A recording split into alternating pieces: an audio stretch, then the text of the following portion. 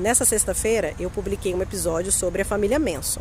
Né? A família Manson, gente, suscitou uma grande quantidade de produções documentais e de cultura pop nos últimos 50 anos. E até hoje esse crime não descansa em paz. Porque nesse ano mesmo, 7 de março de 2025, a Netflix acabou de lançar mais um documentário sobre essa história, chamado Caos, os Crimes de Manson, que é dirigido por Errol Morris, que é um cara bem comentado de documentarista, que inclusive fez documentário sobre o Heaven's Gate, vencedor de Oscar, etc.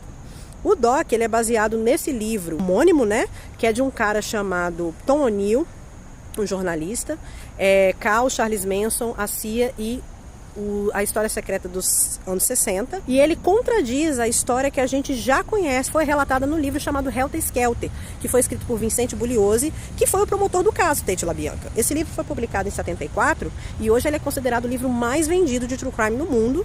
Ele é publicado no Brasil pela Dark Side. Ele foi a base central para a construção desse episódio de todas as narrativas sobre a família Manson, porque ele é considerado uma análise muito profunda sobre essa ideia de manipulação, sobre como a mente humana é complicada e também sobre o horror que pode surgir de uma pessoa carismática que se torna líder de culto. O Vincent Bugliosi, ele detalha a investigação exaustiva, os meandros do julgamento e também os bastidores do caso. Só que o documentário da Netflix, ele contradiz esse livro porque ele cria uma hipótese de que os crimes da família Manson não tinham nada com essa questão da guerra racial imaginária que o Manson falava, e muito menos da música dos Beatles. O documentário ele vai explorar umas teorias alternativas porque ele foi baseado na investigação do Tom O'Neill e ele joga uma luz sobre umas supostas lacunas, omissões e contradições que tem nessa versão do Bugliosi. Então, uma das perguntas que ele faz é, o Manson, ele cometeu muitos crimes violentos ao longo da vida, mas ele foi liberado muitas vezes da cadeia.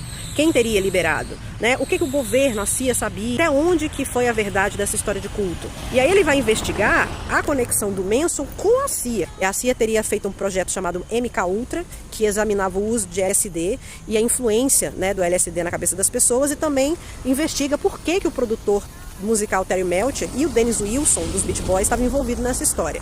E assim, a meu ver, esse documentário ele traz mais perguntas do que ele responde e meio que tenta mostrar o Manson como uma ponta do iceberg, né? Ou talvez como o sistema da CIA funcionando como deveria. Eu fiquei com a impressão, para ser sincera, de que é mais fácil para alguns acreditarem nessa teoria da conspiração envolvendo esse suposto poder onipresente da CIA que Hollywood conta pra gente, nessa questão de lavagem cerebral, do que admitir que um homem profundamente perturbado, com um histórico de violência, um histórico de sofrimento, que é um cara racista e misógino, ele conseguiria usar o seu poder de persuasão, conseguindo fazer com que pessoas o seguinte até a prisão. E, gente, se isso não tivesse acontecido tantas vezes em outros cultos, eu até aceitaria essa versão. Só você pensar, por exemplo, que a Amanda Montell, no livro Cultos